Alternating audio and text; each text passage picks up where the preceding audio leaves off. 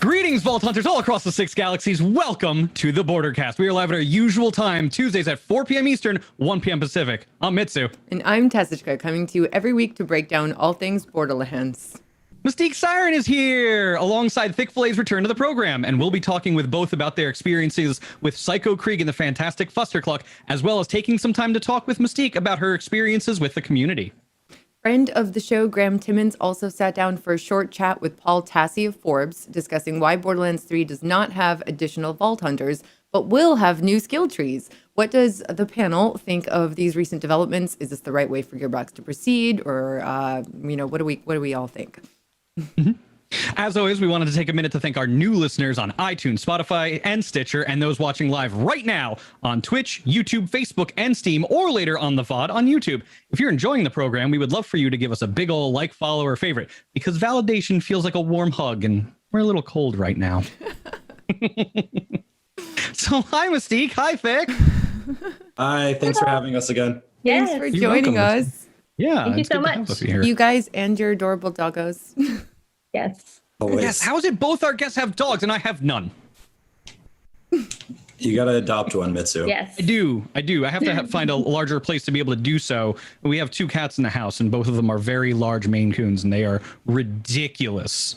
I love Unlike- Maine yeah. Coons. They're something else. They are lazy fat cats. One of them is literally called Fat Cat, but they are. No. That's the Something best else. kind of cat. I think your dog knows that we're talking about. Is it a girl or a boy, Mystique? A girl. Her name's Girl. Sky. Guy. And what about yours, Yeah. Vic? Mine's a girl. Her name is actually Lady. Oh, Sky Aw. and Lady. They're so cute. They're She's so a cute little lady. She's knocked up right now. No. Long day, hard life being a dog.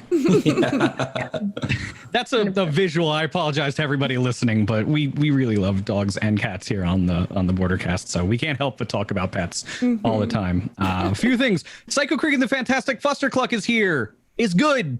Go play it. You'll cry at least twice. I do every time. It's bad. Probably more than twice. Definitely. Probably more than twice. If you have a heart, Yeah. I don't, but I still cried. He's not wrong. Mitsu's definitely right. Made me tear up. I didn't quite cry. Oh, I love the tears. Yeah, The tears. I was the first Red time I nose. saw it, I was wearing the Maya cosplay, and I definitely did not cry in my makeup. It was, yeah. Oh man. Now, I have trouble crying, to be honest. So like the fact that it teared me up is like, it says something to me, you know? Yeah, that's a testament to the writing and how powerful the messages that you get to see in it are. Borderlands Legendary Collection is on Switch. I have yet to get a chance to play it in a little while because I haven't really flown anywhere, but as soon as I get on an airplane again, whenever that is, I'm going to play it because it's good. Very cool. Yeah. Very cool. I brought it with me on vacation. Nice. Did you? I just sit in bed playing it. We're going to have to talk about that later because I actually do Yes. want to know like where you're at in the story. Are you doing 2 or a pre-sequel? Well, I started with 1. Really? Okay. Yeah, and then switched to 2 because I was just like, I need Maya in my life. That's, Oh, see, yeah. so look how happy you made Tess now. yeah. Yeah. I understand the feeling. I do. Yeah. That's Yeah, really cool. And it was awesome. Yeah. So Borderlands 2 DLC 5, Commander Lilith and the Fight for Sanctuary, is free on the Epic Store if you have Borderlands 2 or the Handsome Jack Collection until October 2nd, which is really soon. So if you haven't yet gotten it for yourself, because you don't have to purchase it, you literally just have to go online and grab it and download it. Do it because you only have a couple of days, and then it will cost you something if you want to get it in the future, so why not get it right now? Also, Bunkers and Badasses is coming. I'm so excited for this. It's going to be awesome. We're gonna do a BorderCast where we literally just play that, right?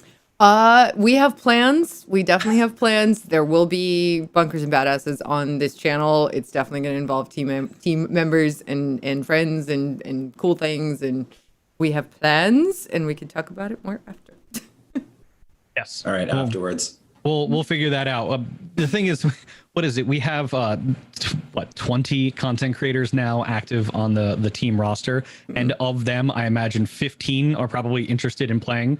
The three of us here, and maybe one day if MystiqueSiren is able to join the team, fingers crossed, that might be a thing. I imagine you probably want to join some Bunkers and Badasses Mayhem at some point too. Never played D&D ever, not even in real life. Really? Wanted to. So what better way to start one than for it to be Borderlands? So Right? 100%. Like I would be totally into that. Yeah. That's Cool. going to spoil you if your first experience winds up being a Borderlands themed D&D That's fine. kind of style game. Okay. It's always okay be to have good Borderlands. high standards. Yeah, that's fair. just never play anything else, just Borderlands. That's it. All consuming of your soul. And then this have one, so it many always comes plans. up. Yes, it always comes up. Crossplay, vertical split screen, and 4-player co-op on a single console are all coming. I include this in every week's rundown because so many people ask for it. It bears repeating right up until it's in the game. They're going to happen. They promised. They will deliver very soon. Yeah. That One 4-player thing, co-op going to be so good. one thing I've definitely come to understand over the course of the launch of Borderlands 3 and the DLCs and all that stuff is when they say something, they will deliver and they will provide, and they just love this community so much. They want to make people happy. They know that this is what everybody is hoping for and has been asking about, and they're going to give it to you guys. So just be patient. It'll come. Have faith. Yeah, have faith. Yes. Exactly. Yes. That's one thing I've noticed about their approach to things. Gearbox doesn't promise anything they can't deliver on. Yeah. So if they have said they're going to do it, it might take a year and a half, but it will get done. It just will take however long it takes. But if they don't say it, then at that point, don't necessarily expect it. Will it happen? Maybe in the future, but not that time. Not at that time, anyway. So just a pattern I've noticed over the past 7-8 years with Gearbox's development plans. So that's just how I feel about that. Anyway, Borderlands. We played it this past week. MystiqueSiren, you are our newest guest. What did you get a chance to do this past week in Borderlands? So I started a unique playthrough that was torturing. I just love to torture myself. So I started I call it Garbage Day Amara. You can do it with any character, I guess. But I chose Amara just because she's one of my favorite to play. And you literally can only do loot like garbage sources. Really? Okay. So no boss drops, no enemy drops, no chest, no lockers, no safes, like no safety deposit boxes or whatever those are. Literally, like the only thing that I allow myself are red toilets. And then everything below that. Yeah, so, red toilet, I can agree with. red toilets, I'm like, if I don't give myself at least that, I'm a goner. But I'm not allowed to farm them. Really? So those were the stipulations. So garbage cans, trash piles, bone piles, just anything that I can literally just search and hopefully find something. I found, I think, 2 blues and one no, I don't think I've found a purple. 2 blues and like 3 greens, and the rest have just been whites. Wow. God. But I got past the first vault monster, so. Oh, so you're doing good. Yeah, I was doing pretty good. Tess, as somebody who is a connoisseur of trash piles, in Borderlands, there's context, people here. Don't yell at me and say I just call her trash. How do you feel about this new game mode? New in quotes. Imagine it's new. I've never heard If anybody you do it. like a challenge, I think it could be cool. It's a challenge. You get to appreciate the beauty of said trash piles in greater depth, right? So, I mean, the trash piles in Borderlands are a beautiful thing. They're like super well designed and pretty and stuff. Okay, fine. Just yeah. See, Anyway. when I used to play Borderlands 1 and 2, I used to be like the hoarder kind of player, so I would always smack all the trash piles. But yeah, I never expected trash piles only. Yeah. But like I said, garbage cans, little toilets, red. And I said red toilets because like porta potties, but red toilets, little toilets, trash cans, poop piles, trash piles, anything. Piles count? Yeah, poop piles count because I mean, Yeah. yeah. Come on, we got to include the poop piles. Yeah. I think I will say this, the one planet that gave me the most trouble was probably Promethea. Why's that? It didn't have, I mean, certain areas had like little bone piles and stuff like that here and there. But most of what you would find would be like cardboard boxes and stuff, which I was using too. But still, it was not giving me any loot whatsoever. So I went into the final vault or the first vault monster pretty well under geared.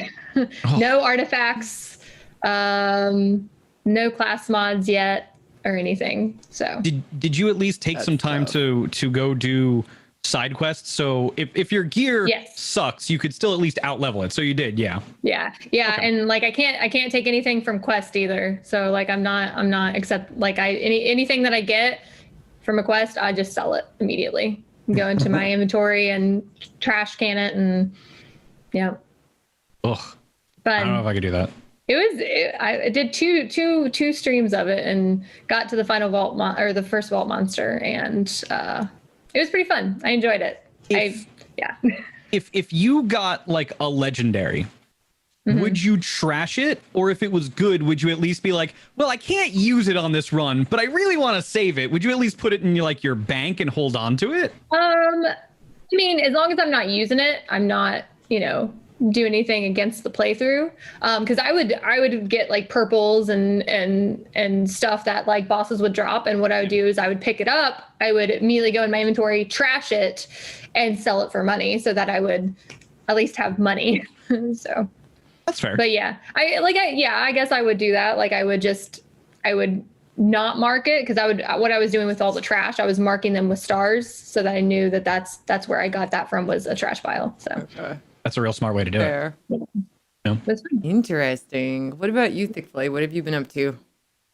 Alrighty, so I think at the beginning of the week, so the way, I play Borderlands a little bit differently because I'm a YouTuber, so I got like scheduled content, So at the beginning of the week, I talked about Zane class mod diversity, which I think is always an interesting thing to talk about on YouTube and whatnot, and to, rant in front of a bunch of people. Then I made non-DLC Zane because as soon as we're done complaining about Zane class mod diversity, we have to, play Zane without the good class mods, like Seeing Dead from DLC 1. Then I played this really interesting build by Garwood called Kamikaze, which it's this... Wait, hold on. Kamikaze. Yeah. Okay, I just wanted to make sure that's what you said. Yes. All right. Yes. I'm back in this. Awesome. Go ahead. So it's a build where you use the distributed denial capstone and a stinger shield. So how the distributed denial capstone works with Nova shields is it sets off the Nova when Zane's barrier depletes. So what you do is you throw your barrier, you take a pestilence, explode it, and put yourself into fight for your life. And when you go into fight for your life, Zane's barrier automatically depletes. So that triggers the Stinger Nova, which then kills enemies, which picks you up out of fight for your life. And then you do it all again. All right. Wow. Okay. This one's by Garwood, by the way. Interesting. Full credit to Garwood, just so you guys know. Cool. You know what that sounds like? That sounds like Zombie Maya in a way. A little bit. Yeah. You were intentionally got yourself down so that you could do the things that you needed to do to make the build work. Yeah. Or the semi-zombie Amara that I played early on when I was using that double downer shield a lot and like going down to be able to get under Wotan's shield. That was the only way I could kill him when it first came out, was to go down and then use the extra damage that I got. And because it didn't matter what they were doing to me because I was already down, to like hurt him. It was tricky though, because sometimes I ran out of time and died. But hey. How would that build work now? Because now there's two, at least one. if not two new survival talent trees Yeah, the that would Guardian keep rank. you and fight for your life along. Yeah. Too angry to die is required for this build to work. Yeah, I bet. Yeah, that sounds about right. That's cool. That's really neat. interesting. Yeah, I'll have to check that out for sure. Cool. What about you, Mitsu? What have you been up to? So I wasn't feeling well yesterday, so I didn't get a chance to do much of anything. I was still recovering from a ridiculous Saturday in which I did all of the things and saw some amazing stuff on TV as well. Some stuff that Killer Six probably also enjoyed watching, who's hanging out in chat right now. That being said, this morning I had the wonderful chance to finish DLC 4, Psycho Krieg and the Fantastic Fustercluck, on Flak.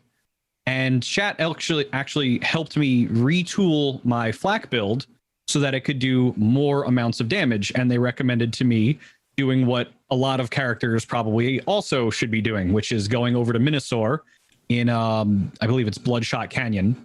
And you literally walk in, you take the first right, and there's Minosaur, which is a dinosaur with a human head on it for some reason, because why not? And that is where you go farm the Flipper of all guns. And the Flipper is out of this world on pretty much everybody, as far as I can tell. I've had a lot of fun using it on Zane. I managed to pick up a 100% Sentinel Cryo, which that's just the creme de la creme of annoyance right now if you're going to be playing Zane.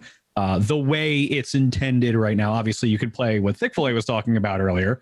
That's a completely different situation, and one that we might talk about at some point. We might have to have you on UVH if that build stays viable, because I want to hear more about it. Yeah, same. But that's definitely a conversation for later. And then what was it? I believe I was looking for a 200% splash anoint is what people were recommending to me, because the Flipper has so much splash damage that you do that in combination with Bounty Hunter or Cosmic Stalker with splash damage and splash damage radius percentage all up. And then you just go in, you fire the Flipper a couple times, and then the room is clear and you laugh hysterically. Then you just walk away. So it's neat. It's nice. It's nice to have things to farm. It's nice to have goals in the game and not feel like, okay, I got it. Now in 3 months, is it going to be obsolete? I feel like there's a weight off of our collective shoulders that now we're in a good place. Everything feels balanced for the most part. Obviously, we have some Zane issues to talk about, but like you can set goals and achieve them and know that they won't be invalidated in a couple months' time. And it feels real nice. It feels really, really nice. All right. So Tess, what did you do? Well, so late last week, I started a one life run of the DLC because I just want any excuse to play through the DLC again and like experience everything. And I was curious to see if it was possible because some of the bosses are, in fact, all of the bosses are quite challenging and tanky. And I basically just started a new character at level 13, Amos, because she's becoming my favorite. And so I just went into the DLC. I'm not going to have a class mod the whole time because you unlock that through playing the base story. I'm not going to have probably access to the fourth gun the whole time. And it's going to be a little tricky, but I did let myself grab an experience booster from the science machine. Because I have way too many points there, which is good, and I knew it would help me a little bit at least, and that's kind of like my in lieu of having a class mod. But that's it. Basically, it's just a one life. If I die, I have to delete the character, and I made it all the way through to like the Maya Crazy Train area of the game. So I made it all the way past the Meat Castle or the assault on Meat Castle, etc. And I was terrified fighting Lilith, like absolutely terrified. I for sure thought I was going to die, and I came really close a couple times, but I made it through. So I'll be continuing that later tonight on the Borderlands channel. I'm excited, but yeah, that's basically what I've been up to.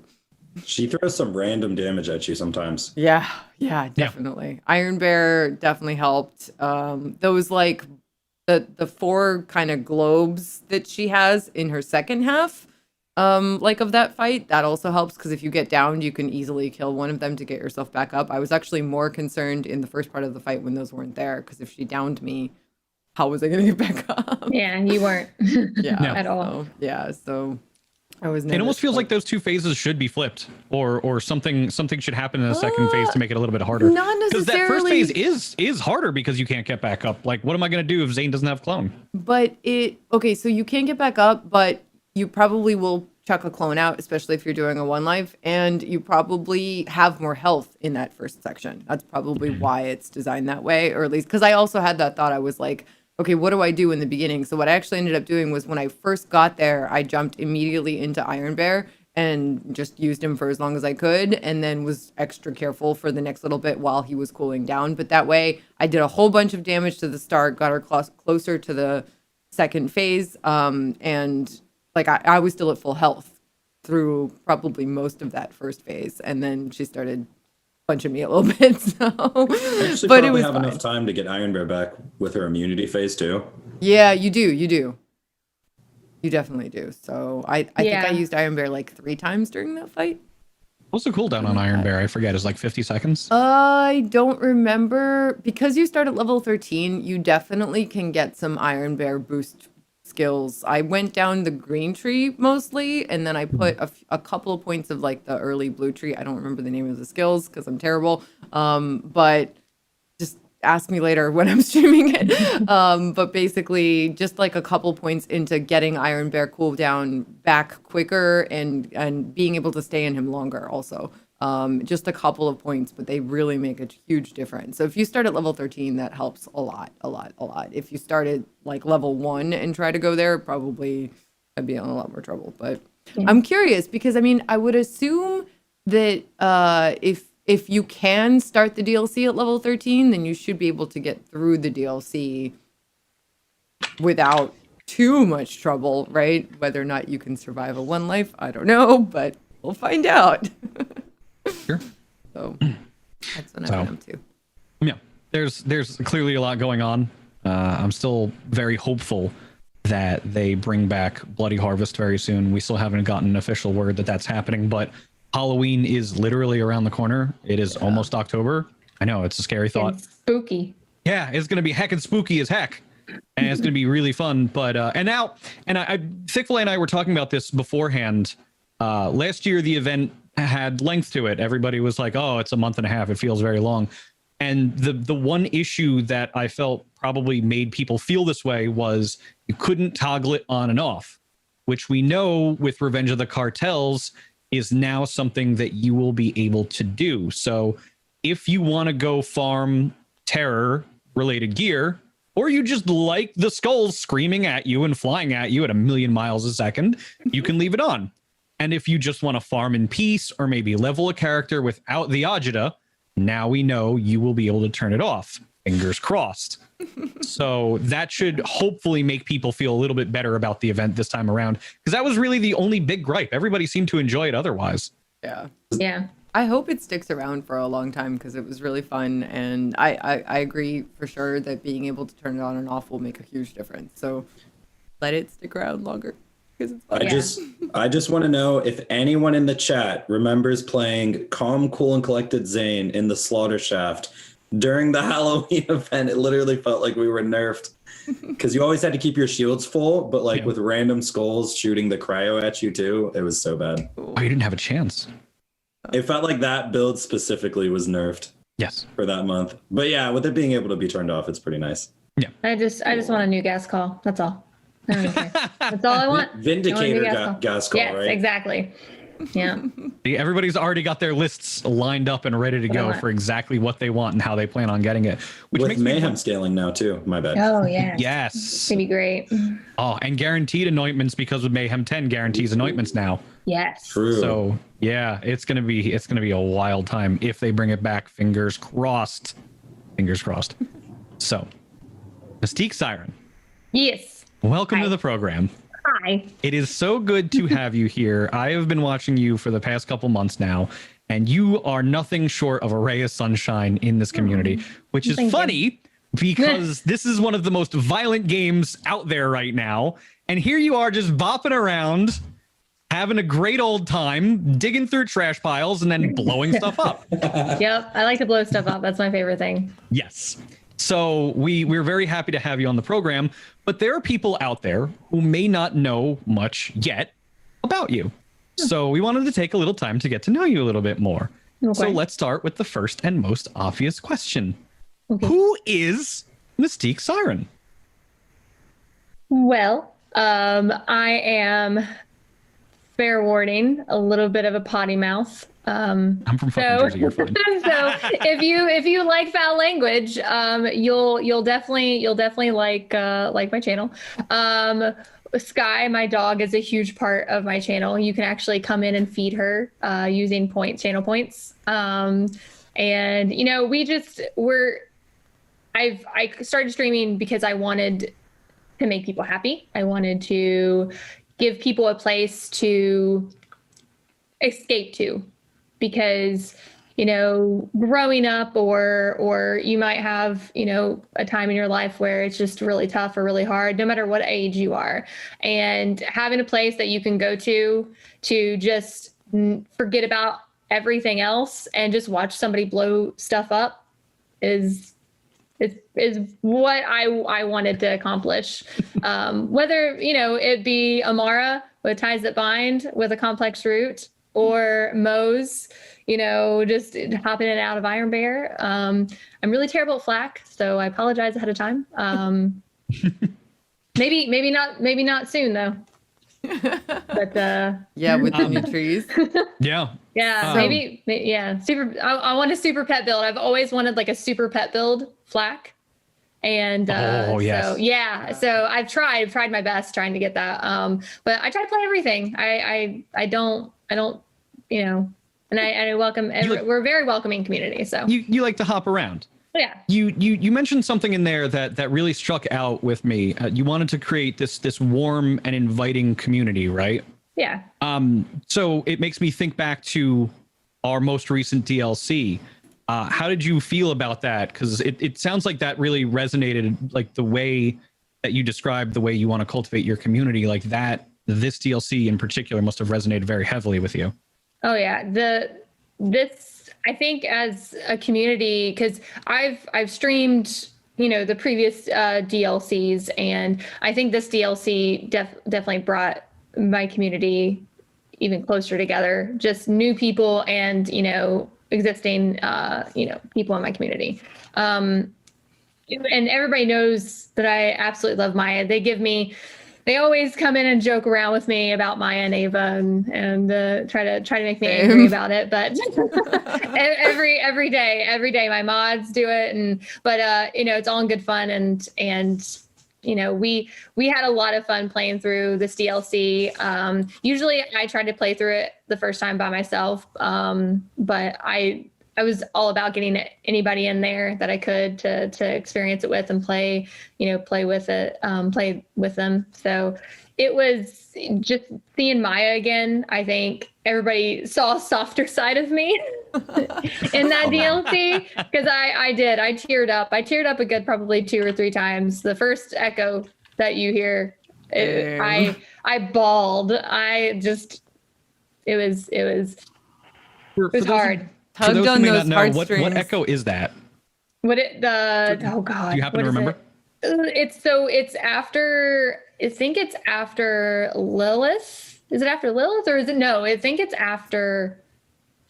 I think remember. the first there's one. So you might be talking about. Is it the one where he's like wanting to dance with her, or no? Okay. The one that made me cry was the one where you go and you've defeated one of the bosses and you go through the portal.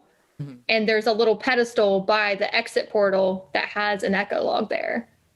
I think that's after Maya, yeah. Yeah, that's Maya? like at the Okay. end of I believe Maya. so, yes. Yeah. I think I know what you're So, and that one is her goodbye to Krieg Yeah. in echo form. Yeah. And I just, like, everyone in chat was like doing teary like emotes in chat and crying Bible with thumbs. me. Oh, yes, yes. Bible thumbs everywhere. It was after Locomobius, yeah. Yeah. So, and then there's a, you know, listening to all the different echo logs kind of, you know, pulled on my heartstrings, but that echo log made me cry. And then the end made me cry pretty hard. So Yeah. Oh God, there were so many moments. There's just so many moments where like Krieg reacts to kind of not having her with him or having her with him or or like how she treated him. Like there was like I don't remember exactly which part it is, but there's a part where he talks about how she kind of got him. She heard his sane side as well as his crazy side. And it just made me just be like, oh, Krieg. Like, it's so good. It's so good. They did such a good job. Yeah. I'm so proud of them and so happy with it. And it's amazing. And I totally get that. So, Mystique, how did you come up with your stream name? I have a few guesses, but tell us more. Right. So, oh gosh, this was my gamer tag before Twitch. I even found Twitch or knew of Twitch, but I was thinking of a name because a previous name of mine had been reported for stupid reasons. But it wasn't even bad, but it got reported. So I had to come up with a new gamer tag. And at the moment I was really liking and into Mystique, obviously from X-Men. And it's said Mystique. It's not Mystic, it's Mystique.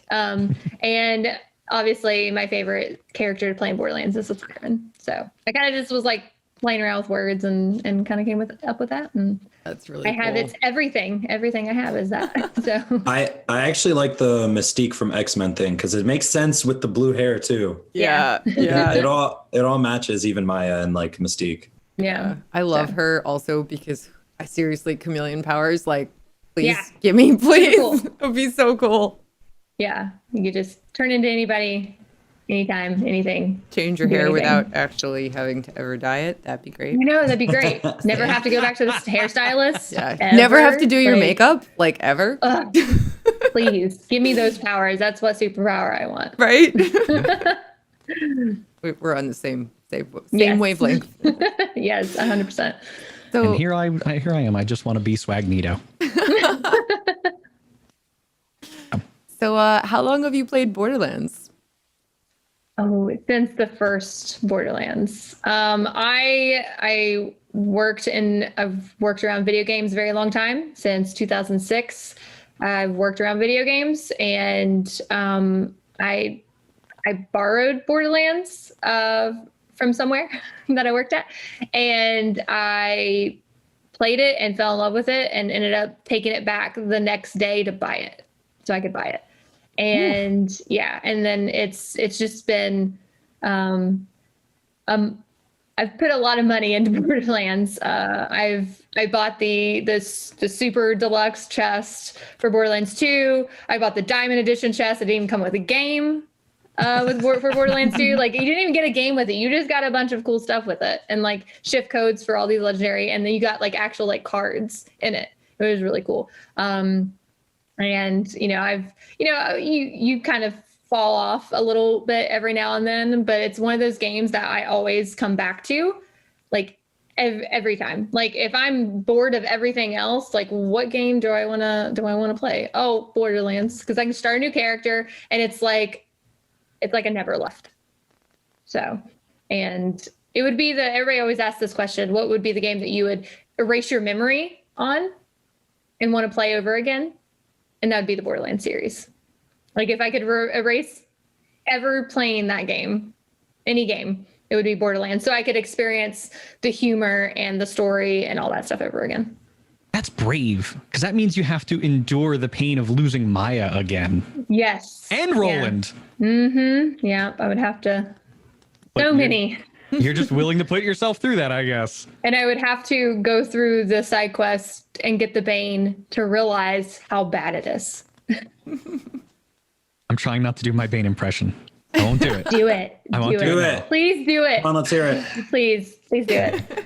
All right. First, before I do this disclaimer, I apologize to everybody who's using headphones. You might want to turn them down now. Just a little bit. No, I want full blast.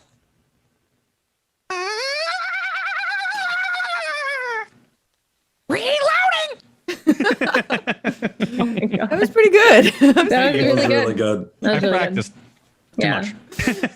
that was great. Thank you. I apologize. But that is that. So this one time I found a gun called the Bane. I put it away because I knew it was gonna happen. Sorry. Got to sneak it in every show. People hate It's me for perfect. it. So good. Oh, man. All right. All right. We'll get back on track here. What what first attracted you to the series? I know, you mentioned that you had a chance to rent it, but what, like, did a friend be like, "Hey, you should try this Borderlands game," or did you hear about it and you're just like, "Hey, I want to try it one day"? Oh gosh. I think it was just I think it was the cover, honestly, like the art, like the artwork, that I was like, this is interesting and this is different. And I think I had tried so many different games and like checked out so many different games to try, and was just kind of like, well, that one wasn't that great. Like, this looks so much different artwork style than anything that I'd played and tried. Because I played tons of first person shooters and, all the normal stuff. And I was like, this is different. I'm going to try it. So I think it was the art style that really got me. I know we were talking. Yeah, I know we were talking about. Who have I heard talk about art style in Borderlands before? Well,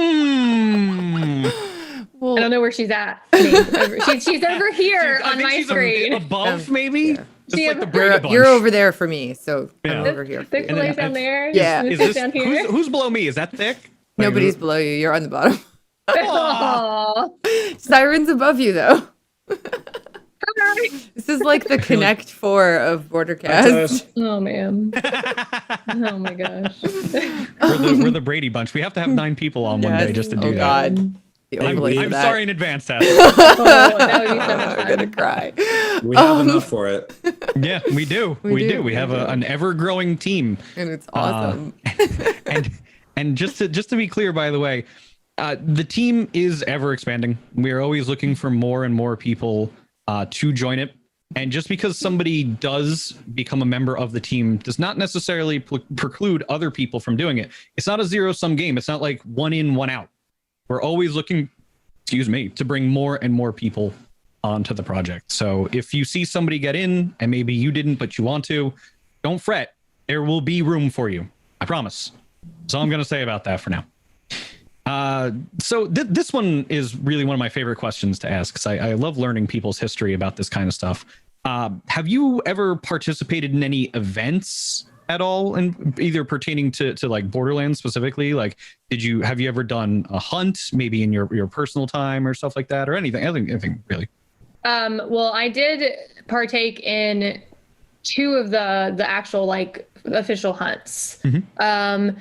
I think was last year's, I guess technically last year's hunt, and the hunt before that were my first like ever like Borderlandsy type events.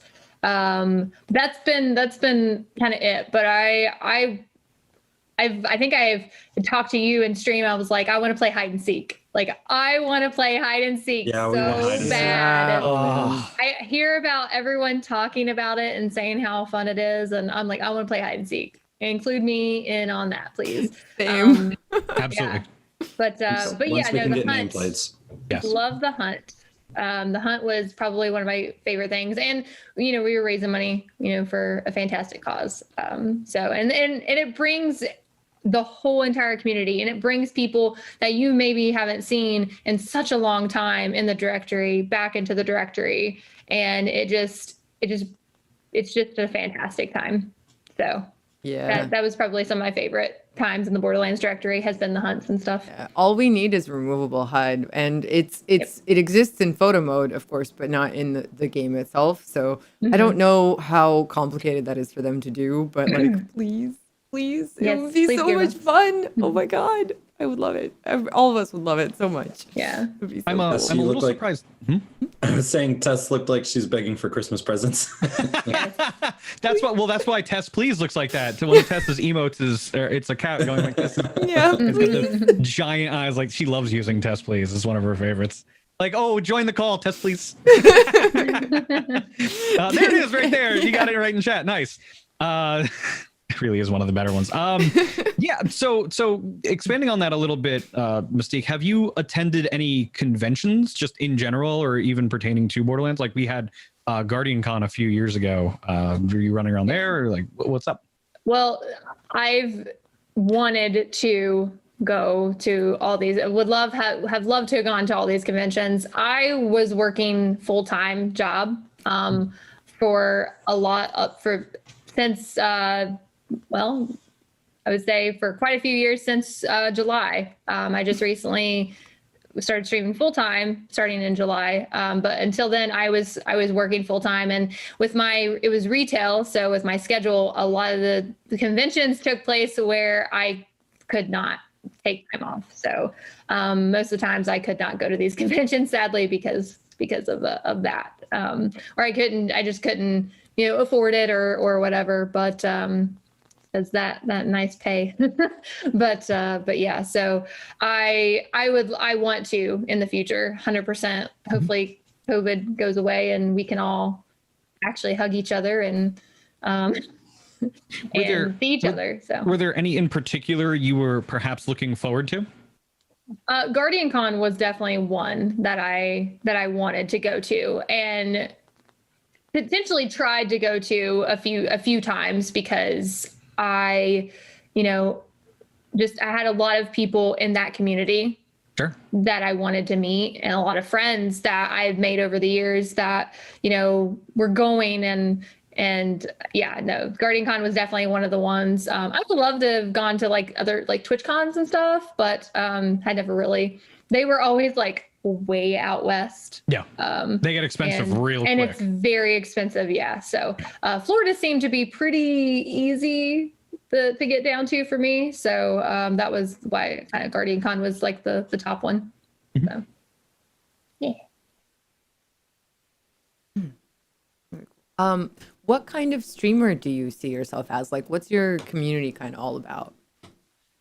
Oh God, that's a good. Okay. What kind of That's the hard-hitting questions here. This is a hard question. Why do you guys ask the hard questions? I mean, I think I'm definitely in the Borderlands community. I definitely don't like do builds, and I definitely, don't have like a niche thing that I do within the Borderlands. I just play the game and I just curse and yell and get angry sometimes, and entertain people. So for me, I think it's just, and I'm one of those people that like, I like to go off and discover things and literally look for every single thing possible in the game. Easter eggs. My favorite thing in the DLC 4 was the teleportation. Yeah. And yeah, I love that. And I actually got it to work, and there's a clip of me literally freaking out because it teleported me, and me and my mod were both in the box, and it teleported me, and I'm just sitting here like in my chair going, where am I? Like, so I over exaggerate probably a little too much. Do you, or is it you? I use, as you can see, I'm over here talking. You talk with your hands. No, I can relate. You're good. Don't worry. So, and I'm loud. I get that from my dad. So I've been told many times this past weekend that I'm too loud. That's not a thing in our business. If you're too loud, you're not loud enough. Right. True. Exactly. And so, but yeah, so I'm overly loud, and I curse, and I play the game in my own certain way, and I like trying out different things and figuring out things on my own. I'm not one that likes help. So like people will like try to send me stuff. They'll be like, here, take all these weapons. And I'm like, no, I'm okay. Like, I just want to play by me. Like, I just want like to feel that I've accomplished getting that gun.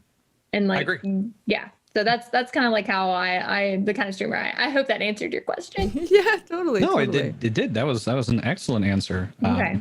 Yeah, I mean, we're all a little bit loud here. I think Thick is probably the loudest out of all of us. You need to even though he's been calm very down. quiet today.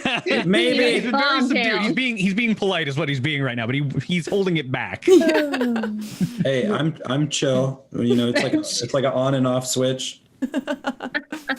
Well, Yeah, okay. Who were some of your streaming influences as you got started? Oh man. Well, before I even started streaming, I was mods. I was a mod in another person's channel, and she kind of like took me under, her wing. And she doesn't stream Borderlands, but she streams a little bit of everything. She's a variety streamer. She's amazing. Her name's NestCaught33, and I've actually visited her, and we've actually met in real life, and we became super fast friends. We're both like honestly like the same person. We both curse and scream and yell, and we both have dogs, and we love the same things. And she was probably my biggest influence starting out, just because if I had a question, she would be right there and she would answer it. And she's always been supportive of me and everything. But I think I started, watching Italian, and I started watching Broman, and I started watching a lot of those streamers. And I would say in the Borderlands directory, like I started watching hardcore Killer 6. I actually watched Killer 6's YouTube videos before I watched his Twitch, and his YouTube is what got me I found his Twitch, and I started watching that stuff like crazy, and learning how I can farm stuff and do things and stuff like that. So but I think those are probably but there's so many I could sit here and name that I watch constantly and learn from constantly, but I probably don't have that much time. I enjoy that Killer 6 was your gateway drug to Twitch, basically. Yeah. Exactly. Like I said, it was YouTube first, and then I found him in the Borderlands community. So yeah. So I will ask you this. Mm-hmm. And I don't have hiring or firing privileges. So nobody go crazy. We don't get to do this live, although I wish we could. But I will ask this. If you were afforded the opportunity to join the content creation team, would you? Hell yeah. Can I say that? Heck yeah. What do you mean? I dropped an F-bomb earlier. You're good. Heck yeah. I was just making sure. There's a nice little ESRB warning that comes before the BorderCast. You're golden. Okay, yes. 100% yes. 1,000,000%. That is very good to know. Yes. 100%. Whoever out there is listening that needs to know this. Yes. Check the viewer list. So, K6 has it right. Heck, fuck yeah. Yeah. Yes. Yeah, I just didn't want to like ruin my chances by saying the F word. I was like, oh God, I don't know if I should. You're fine. Exactly. I mean, we're playing. Yeah, I know, but it's weird because you're in a professional mindset. So you think, oh man, I probably shouldn't curse. I'm supposed to be professional about things. Fuck it. Whatever. Yeah. So, I mean, I do it on my own stream, but like, it's like Twitch etiquette. You just don't know like that other person's stream, like what they want or what they allow. So I was just like, I need to dip my toes in first. Yes. So with that being said, we are very appreciative to have you here with us both today and in general in the community. Some communities are struggling a little bit right now, and my heart kind of goes out to them. But it's nice to see that the Borderlands community in particular has remained this mostly positive, but very like shining force for good out there. Everybody's, for the most part, pretty chill. They express themselves. They love every content creator. Everybody has their favorites, but for the most part, we're very fortunate to have the fans and the content creators and the developer and publisher that we have. Everything kind of came together really well, and it's so nice to see. You just keep coming back to it too.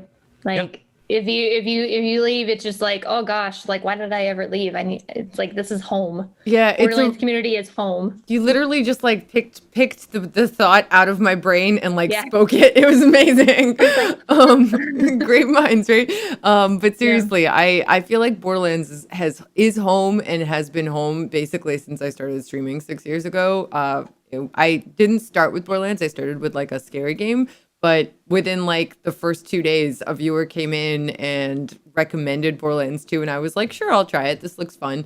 And like the rest is history. And I always end up coming back to it. Like I play other stuff, but I always come back to it. Always, always, always, because it's home. Because it just it's such a good community, and it's such a positive game. Like I know it's a little violent. There's a little bit of murder in it and killing and stuff. Meat castles fun. And stabbing, things like that. But it's all in good fun, and you play with your friends, and the underlying hopefulness of all of the games, and like this DLC just is like a huge obvious example of the underlying like hopefulness and positivity that exists in this game, and the I don't know, it always makes me feel good to be in this world with you warm guys. And fuzzy inside. Nick, did you get any? I was about to say, did you get anything out of that? Because I heard murder is good and went, oh no. I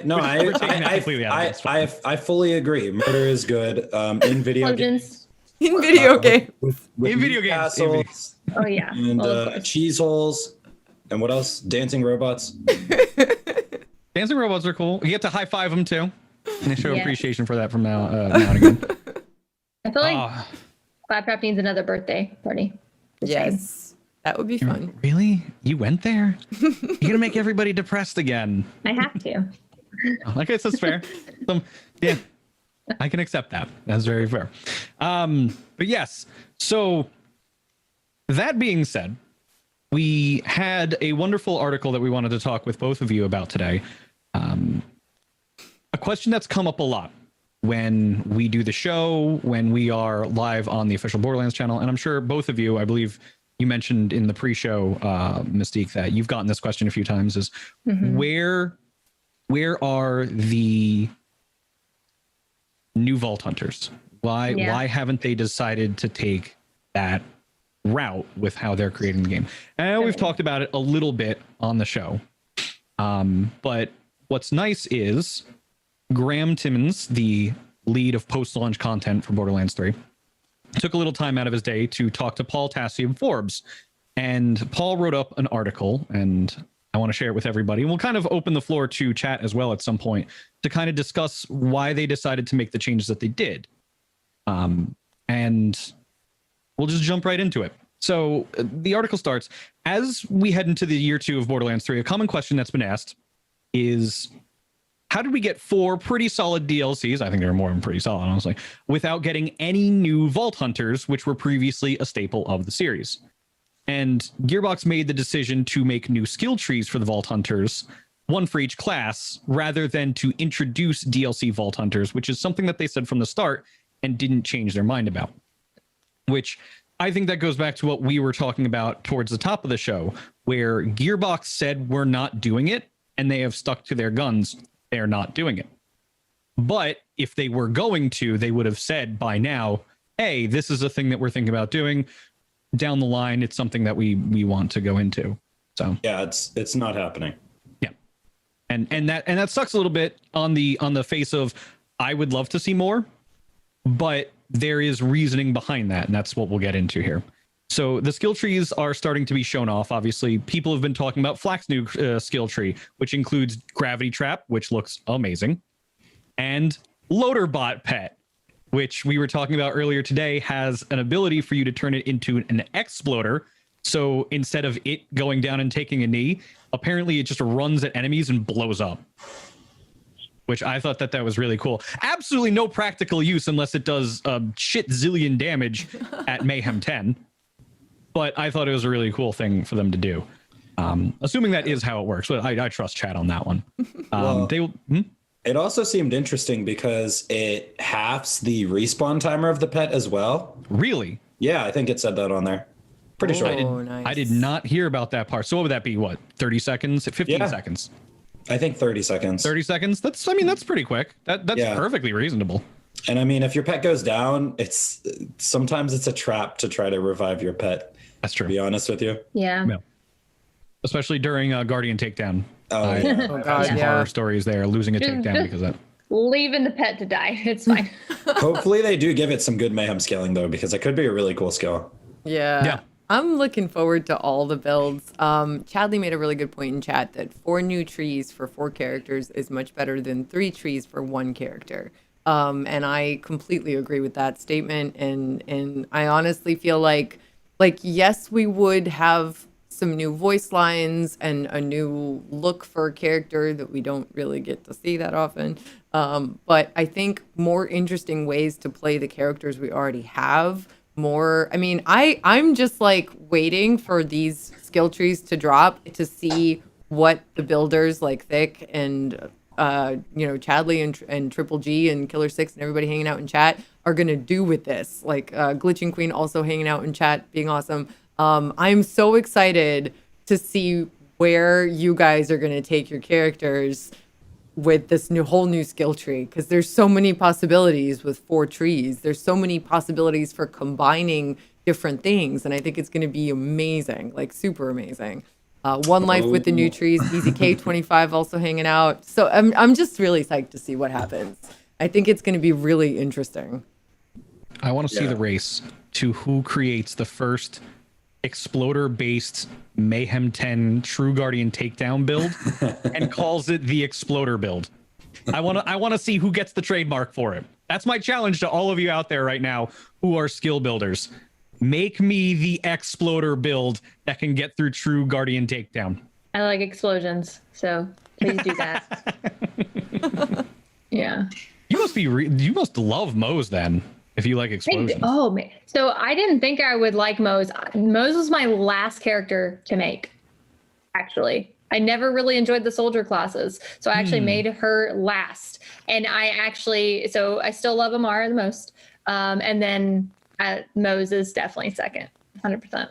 Love Moe's. She's amazing. Kind of beats out Amara for me just a little bit. Like Siren love forever, but something about the bear. Something about her personality and like the way she, Did you say Moe's beats Amara for you? Just I know, that shocked me too, right? Just You a heard little. that. You heard that. Just a little. I don't think I heard that. I still love Amara very much. My heart breaks. I'm My sorry. heart- Oh God. I mean, okay. I'm Siren Power forever, but and like I'll always love Amara, and I still play her. I still have a 1 life that she's magically managed to survive. I don't know how, going with her also in the base game. And I love Amara. I will always love Amara because Siren's sister, right? But I love Moe's. I freaking got addicted. I blame Triple G. Yeah, I really blame Triple G, and I blame Psychotic Wolf a little bit also, who's also here. And I just, mostly Triple G. It's your fault.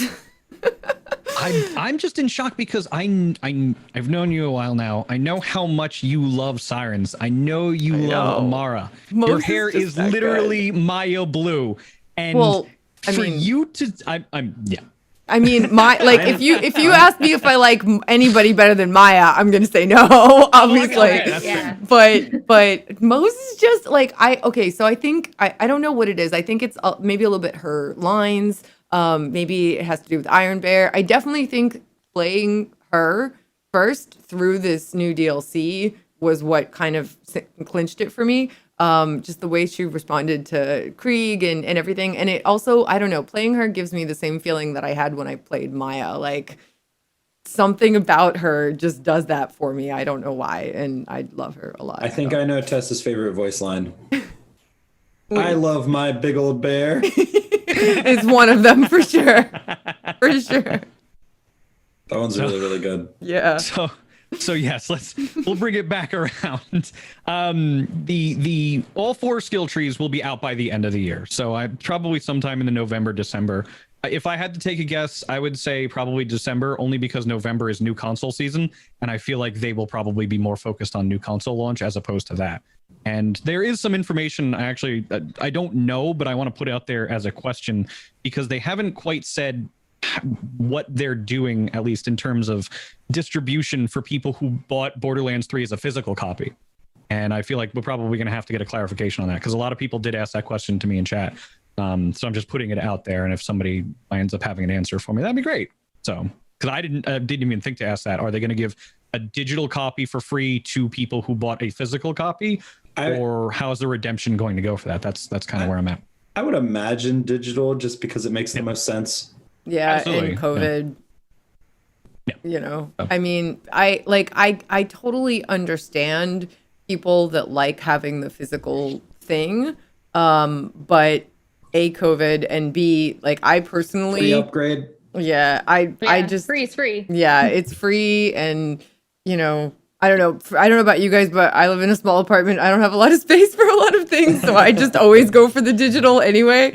So, but that's just me. I don't know. But yeah, I think just having the digital upgrade, because like even the physical version of the PS5, like it's going to be fine with you installing digital versions of games. It's not like it's not going to have a hard drive.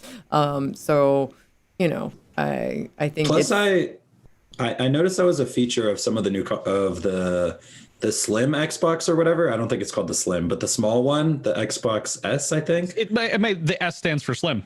Yeah, but it doesn't actually have a disk drive in it. That's No. why it's much cheaper. yeah, It's that just makes it's sense. just a straight digital. There are a couple spec rollbacks on it as well, but it's still much better. I've looked at some of the benchmarks for Borderlands 3. It looks far and away. I think Mental Mars on his website actually has a benchmark test, I want to say, because I remember looking at it somewhere. I can't remember where offhand, but it shows what load times were 215 seconds for Borderlands 3, and they're down on the Xbox Series X to 50 seconds, 56 seconds. That's crazy. That's unbelievable. And I think it was like 86 for the Series S. So you're still getting your money's worth, especially if you're a Borderlands fan and doing it. And that's, yeah, I believe Cheese mentioned in chat. Yeah, I think that's from a cold boot too. That's stellar. Those are stellar numbers. Yeah. So we'll have to see how that materializes, but it's definitely worth looking For into. our listeners, Killer Six just put it in chat, but just for anybody listening on the podcast, mentalmars.com. MENTAL Mars.com. If you want to check it out. Mars like the bars, Mars like the planet. Also, we should mention how much of an upgrade that is, because there's actually a video on Triple G's YouTube channel of Garwood beating the Malawan takedown before Triple G can load it up on his PS4. Wow. Wow. So that's a pretty big upgrade. Dang. Yeah. That's Jesus. amazing. I didn't even know about that. That's a hell of an improvement. And I know a lot of console players have been complaining that save quit farming can be very difficult for them because it takes so long for you to get in and out of the game. So this will hopefully alleviate a lot of those concerns. And again, if you have it already for a console and you get a new one, you're getting it for free. Yeah. So you don't even have to worry about going out and buying it a second time, That's which is so nice. yeah, it's super nice of them to do. Hopefully, I think one or two other companies have done it, but hopefully more take that kind of lead on doing so. Yeah. So Paul got to talk with Gearbox about the decision to invest more time into these skill trees. So here's what Borderlands 3 creative director Graham Timmons had to say on why skill trees over DLC Vault Hunters was the decision. From the beginning of Borderlands 3, we wanted to add depth to the game, and we thought the best way to do it was to, instead of adding another set of characters, we could add depth to the characters that players are already playing. It's a significant ask to get a character to endgame, so we focused on adding depth for players who have already seen the value of that skill tree instead of having to work your way through it again. So to put that another way, they want to reward players who have already invested time in a character and sticking with that character rather than creating an entirely new character where you would have to play through, then play through again, then farm up all of your gear, then math out all of the trees. Instead, you already have a backing of 3 trees where you know what you want. You add in a 4th one so you can figure out where to put the skills and the points and how you want to distribute it. And then after that, you farm whatever guns you think fit the theme of that build. So I think, Thick, you seem pretty pleased by that. Oh yeah, I can't wait. I'm really happy with this decision because I mean, like they said, there's a lot of players who stick to one character. I mean, I am one of those players, so I'm a little bit biased. Also, though, I just think it's really interesting to go this route this time. Like, I know some of people's favorite characters were literally Krieg, who was a DLC character. You know what I mean? And people bring that up a lot. But I just think it's a really unique change. Like a change of pace, and I don't know. I feel like they're just sad. about possibly missing out on a great new character, but there's no complaints on the characters in this game. Like, everybody loves all the characters from this game, so to go deeper on them, I think is just fantastic. Plus, one other thing I think about that hasn't been teased, but this is just a little speculation on my end. What if we get 5th trees next year? That's fair.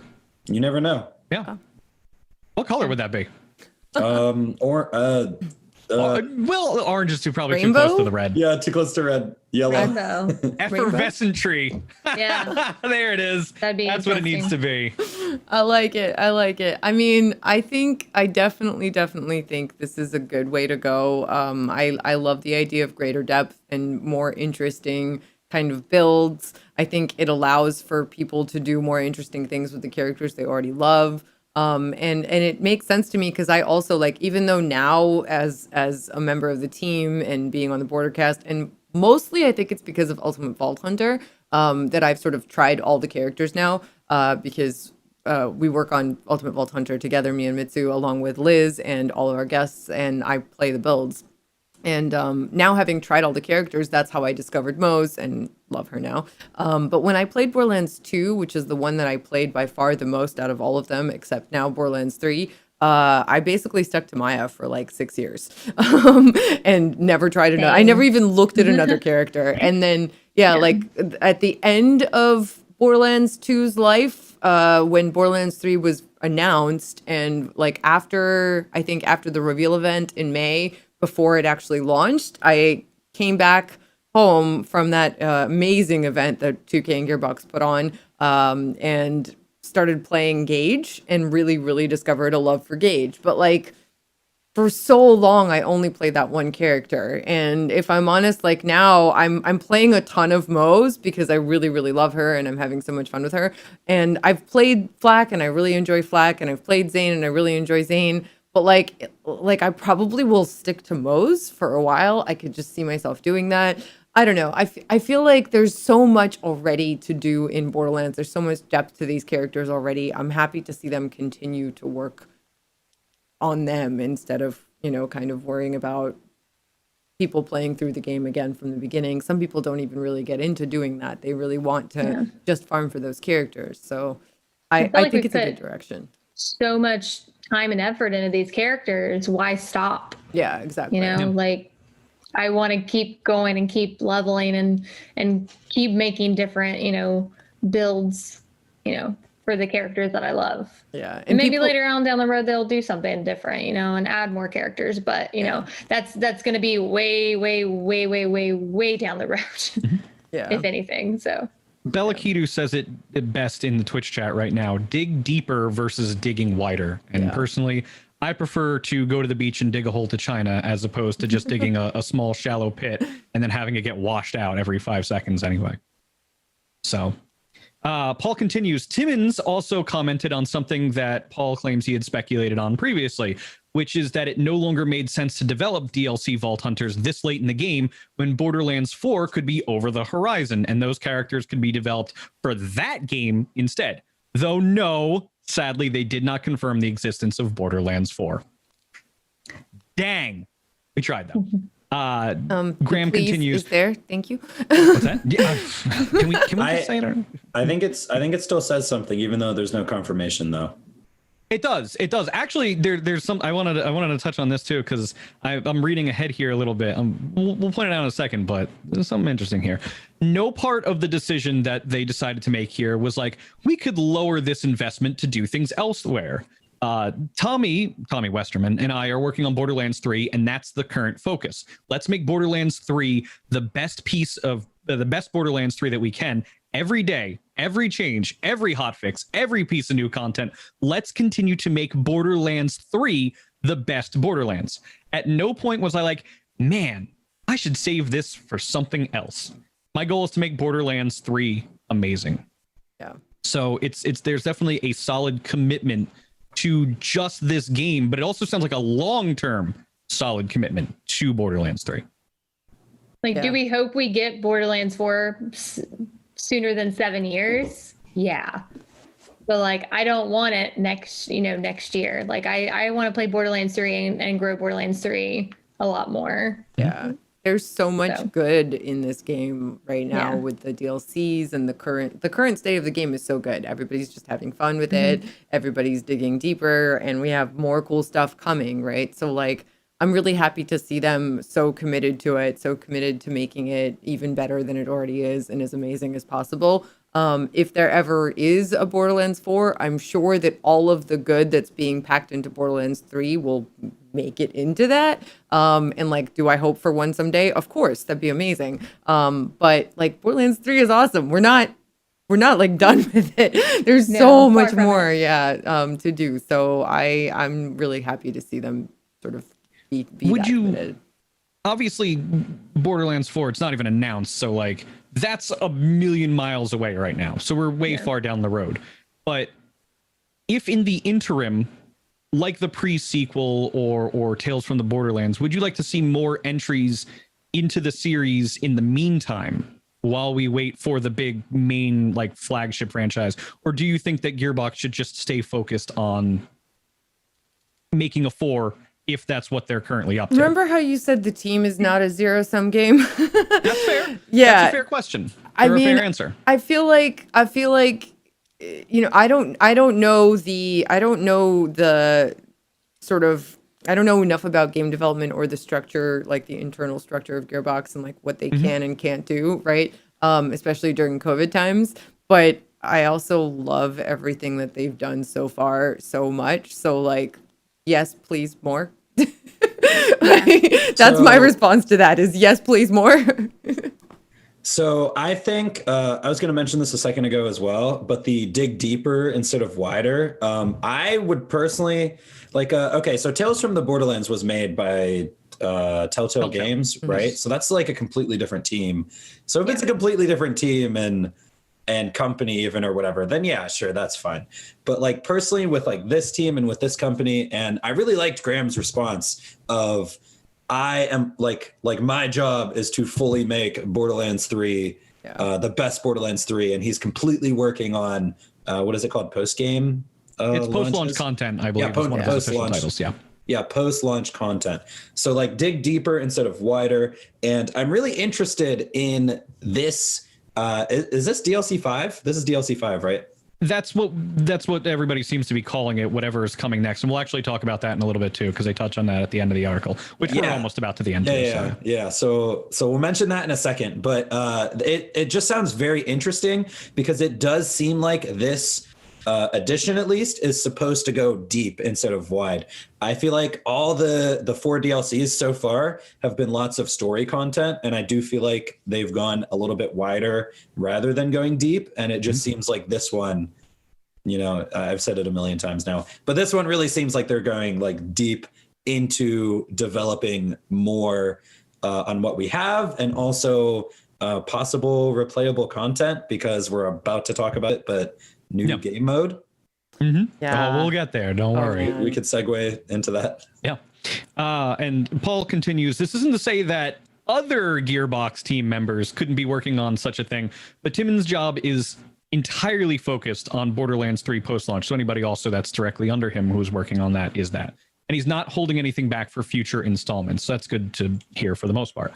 Fundamentally, the idea is that skill trees will act as a reward for players who have already invested a lot of time in getting to the end game, rather than forcing players to start all over with a new 40-hour journey to level a brand new character, something we talked about earlier. They have confirmed that as soon as these trees launch, you will be able to respec your skill points and go all the way through with the new trees instantly without any additional work to unlock them, which is very good, because that was one of the unfortunate shortcomings of Battleborn, where Battleborn sometimes required you to like invest time in characters, invest time in the game in order to unlock certain things. So I feel like that's a lesson learned there. That was one of the things that kind of turned people off, because it's like you have to work to unlock things, which I liked, but other people were like, all right, well, we can do other things, and that just kind of sucked. Sorry, I like Battleborn. I actually had a lot of fun with it. I like Battleborn too, but yeah. I like you get so attached to your character, and you get so used to kind of your character being super powerful, you know? And like I start these like one life characters, and that's a totally different kind of challenge, but it's usually the same character that I've been playing, right? And I know exactly how to put the points to make them like as close to the same as possible, like on that path. And I feel like when you play a character all the way through the story, all the way through the stories of all the DLCs and all of the different things that we can do, the takedowns, the holiday events and things like that, you get really attached to that character. You invested so much time and energy and like all of your thoughts are in that character, and you just want to improve that character, right? Like why would you want to do a whole different thing, right? So I get it. I absolutely get it, and I'm happy to see them kind of I mean, I guess they said it best, reward that investment. So Yeah. I think it's good. I really like that thinking as well. Like giving rewards is like rewards and punishments are like all things you think about like when designing games and stuff. So I agree with them there, and I think it's really cool. Yes. Paul continues, Gearbox hinted at a coming, not yet announced new mode of the game and told him that class items will be tied to new skill trees that will, or rather class items tied to the new skill trees will be rewards from that activity. While anointments having to do with the new trees and skills would start dropping from everywhere. So in other words, when this drops, if you are looking for class specific items, so I imagine that entails class mods, for example, you will have to do the new activity in order to get things for the new tree, which I think that's perfectly reasonable to do, to like incentivize people who may be investing in these new trees to have to play the new game mode, whatever that may be. While anointments having to do with them, yeah. So by sometime in October, we should have a clearer picture of what all 4 skill trees contain for each class. And again, it is reiterated that these will be out before the end of the year. And just in case your November, December schedule wasn't busy enough, now you've got this. Though remember that you do get the free upgrades for Borderlands 3 for PS5 and Xbox Series X if you own the current console generation, and it will dramatically upgrade your performance for those consoles, which is all good information to have. And Paul says he's looking forward to seeing what these new skill trees are capable of. Yeah, I'm so excited for that new mode. I don't know what it's going to be, but like it's a whole new thing, right? We don't really know what to expect. We don't really know what, like they've hinted, but we don't know what to expect. And I'm just like, everything they've given us so far, like each DLC has been like better than the last, better than the last, better than the last. And I'm just like, gimme whatever it is. I am excited. I can't wait to hear more about it later in October, hopefully on the Borderlands show. Yes. Mystique, what kind of new game mode would you like to see in the game if you had a chance to build one? I know it's a very open-ended question, but you're a creative mind. I know you probably have a couple ideas floating around about what you think it could be. I've always enjoyed like horde type and wave type game modes. Mm-hmm. So I know we have that. It's like a similarity to that type thing and some of these what we already have in Borderlands 3, but like a true like wave start. You have to, defend from a horde and a wave of certain enemies. Mm-hmm. And then, maybe the enemy type changes every like wave. You're going like full Mad Moxie's Underdome riot kind of. Because I actually really enjoyed that in 2 a whole lot. Yeah. And I think that would, if they tweaked it a little bit and made it special for Borderlands 3, especially with Mayhem, a new thing, anointments and all that stuff. Because if you think about it, you have to have, you might need different anointments on hand for different enemies. So if there's different enemies and different waves, you're going to have different builds and probably different characters and all that stuff. So having like a full team of all 4 Vault Hunters might actually be something that you want to do instead of having 4 of the same or 4 of the same overpowered ones. So I would enjoy that. Actually have to try at the video game. Yeah. Think wouldn't have to. Think wouldn't have to try at anything. No, I still try sometimes. When? I'm waiting. Please answer the question. Listen, okay, I don't have a good answer for that, but I think we all know what the new game mode's going to be. It's obviously going to be a battle royale. This is why they nerfed the recursion, because it would be broken if you could just kill everyone at once.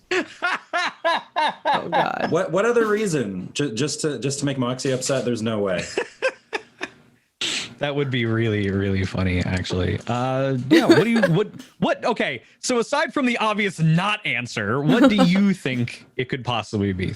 So like, yeah, I genuinely have no clue. Honestly, I was maybe thinking like we would see. So you know how like Borderlands players always challenge themselves to find new ways to play, yeah. like Torg allegiances, One Life, stuff like that. I thought maybe we would be getting some official support for that, but from this article they talk about essentially replayability of it and like the class mod, or they said class items, but I'm guessing class mods.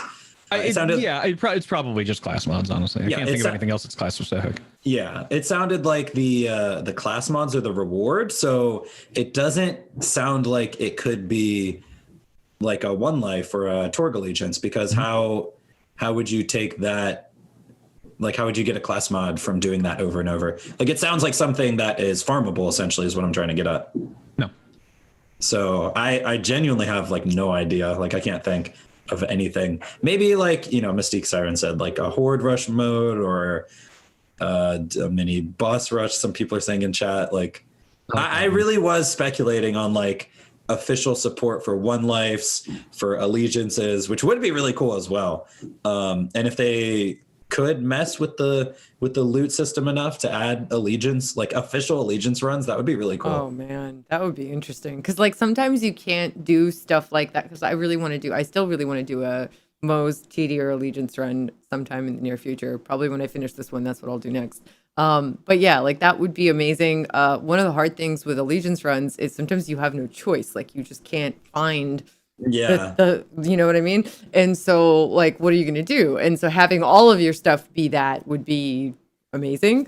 I don't know if that's technically possible. I also want like some kind of leaderboard system for that kind of thing would be cool. That'd be real cool. Yeah, like I don't know how that would work, and I feel like that would probably require so much back end that I can't even fathom. But it would be cool if it was possible.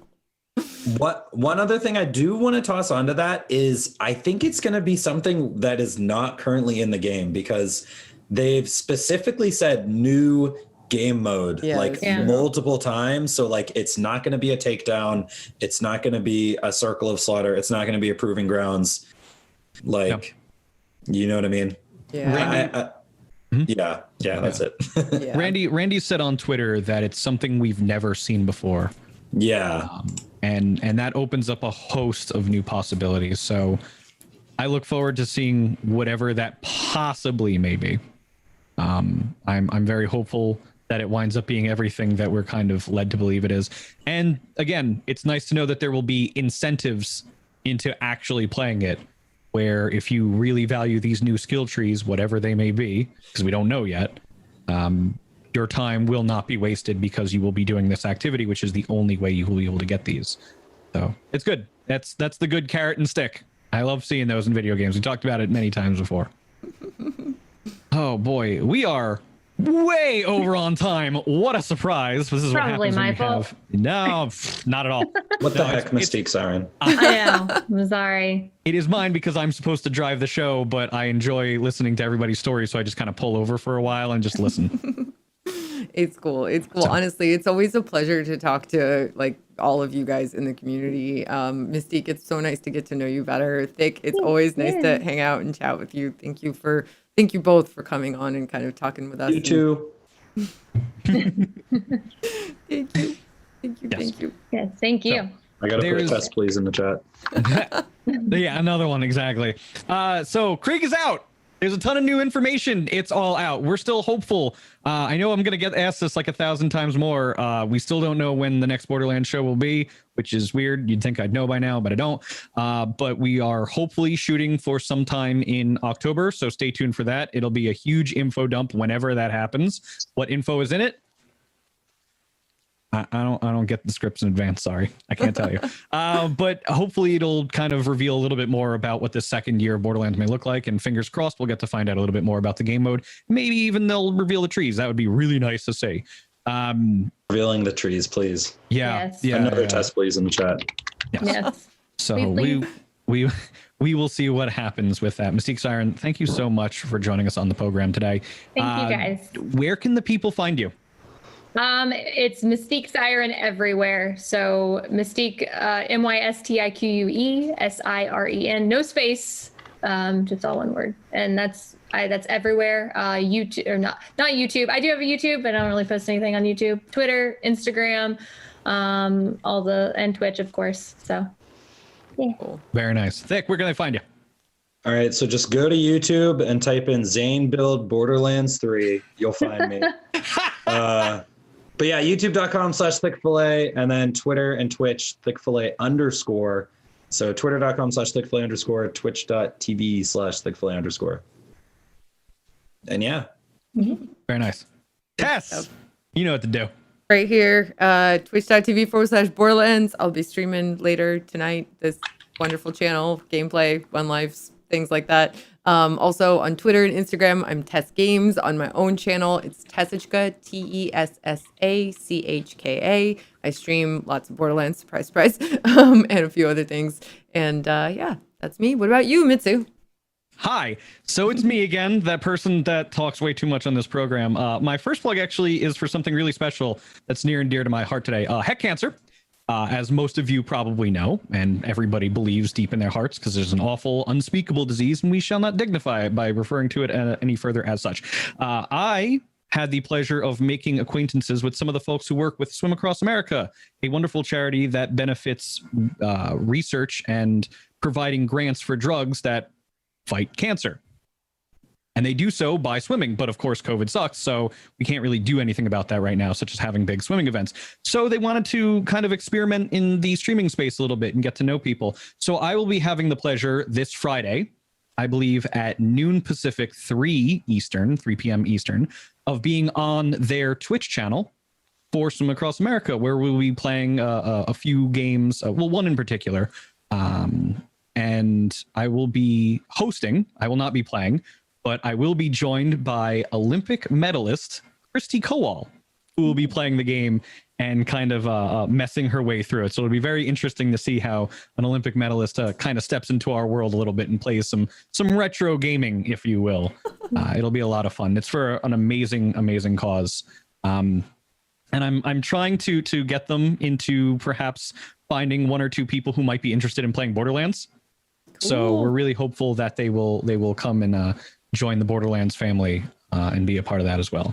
So that'll be me doing that kind of thing. So that's my first and most important one, because heck, cancer, that's very personal. My mom died of it and it sucks.